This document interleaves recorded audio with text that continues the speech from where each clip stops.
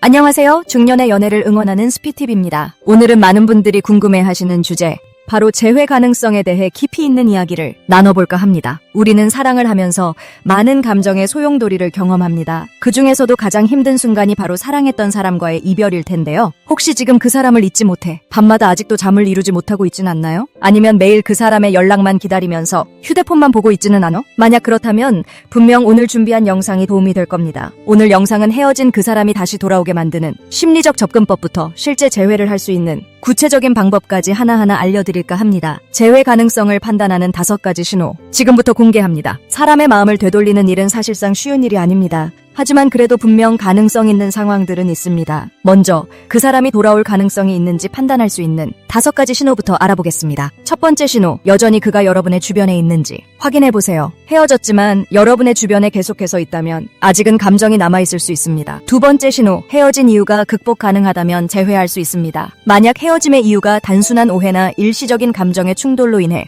헤어졌다면 충분히 해결의 여지가 있습니다. 이러한 문제 정도라면 서로의 잘못을 인정하고 대화할 준비만 되어 있어 재회의 가능성은 커지게 됩니다. 세 번째 신호, 그 사람이 현재 외로움을 느끼고 있다면 재회할 수 있습니다. 네 번째 신호, 이별 후에도 여전히 당신에게 감정을 드러낸다면 그 감정이 슬픔이든 분노든 아쉬움이든 어떤 형태든 상관없이 어떤 감정이 되었든 당신에게 감정을 표현한다면 그 감정의 끝에는 여전히 당신에게 미련이 남아있다는 뜻입니다. 마지막으로 새로운 사람과 만나고 있거나 또는 썸을 타고 있는지 보셔야 합니다. 시간이 지나도 다른 사람과의 만남을 시작하지 않고 여전히 당신의 주변에 있다면 이는 당신에게 아직 감정이 있다는 증거일 수 있습니다. 그럼 절대 하지 말아야 할 행동에는 어떠한 것들이 있을까요? 그 사람이 다시 돌아오게 하기 위해서 절대 피해야 할 행동에는 이러한 것들이 있습니다. 하나, 감정적으로 절대 매달리지 마세요. 헤어진 후 계속해서 감정적인 메시지를 보내거나 전화를 하는 것은 오히려 상대를 더 도망가게 만들 수 있습니다. 예를 들어, 난 너 없이는 힘들 것 같아. 나 죽을 만큼 힘들어. 이런 메시지는 상대에게 굉장히 큰 부담이 될 수 있습니다. 다음으로, 자신을 너무 드러내지 마세요. 카톡이나 SNS에 자신의 슬픔을 너무 과도하게 표현하거나 상대를 자극하는 게시물을 올리는 것은 절대 피해야 합니다. 상대가 여러분의 의도를 눈치채는 순간 오히려 부작용이 커질 수 있습니다. 마지막으로, 자신의 삶을 그 사람과 이별해서 속상하다고 포기하고 살지는 마세요. 그로 인해 일상생활까지 엉망이 된 모습은 오히려 여러분의 매력을 더 잃게 만들 수 있습니다. 자신의 삶을 돌보고 일상적인 생활을 하는 모습을 보이는 것이 더 중요합니다. 그럼 재회를 부르는 심리적 접근법에는 어떠한 것들이 있을까요? 우선 관심을 끊어야 합니다. 인간은 본능적으로 잃어버린 것에 대한 갈망이 굉장히 큽니다. 연락을 끊고 그 사람이 당신의 부재를 느끼게 만드는 것이 바로 포인트. 나 이제 괜찮아졌어. 너 없이도 잘 지내. 라는 메시지를 간접적으로 전달해야 합니다. 그리고 나를 위한 시간을 가지세요. SNS나 카톡에 잘 지내는 모습을 보여주는 겁니다.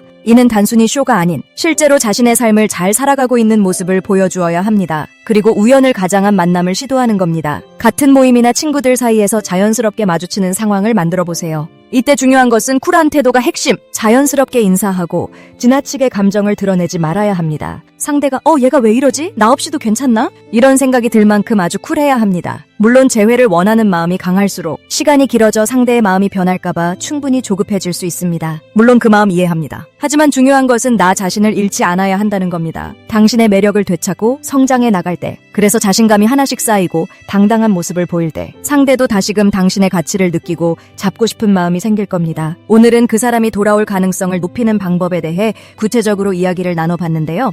당신이 헤어진 후에 자신과 만났을 때보다 더 빛난다면 상대는 자연스럽게 당신을 다시 보고 싶어질 겁니다. 혹시 더 궁금하신 점이나 도움이 필요한 연애 고민이 있으시다면 댓글로 남겨주세요. 스피티비는 항상 여러분의 사랑과 행복을 응원합니다. 오늘도 시청해주셔서 너무너무 감사합니다. 다음에도 또 만나요. 기다려. 마지막으로 구독과 좋아요, 알림 설정은 스피티비가 영상을 만드는 힘을 줍니다. 감사합니다.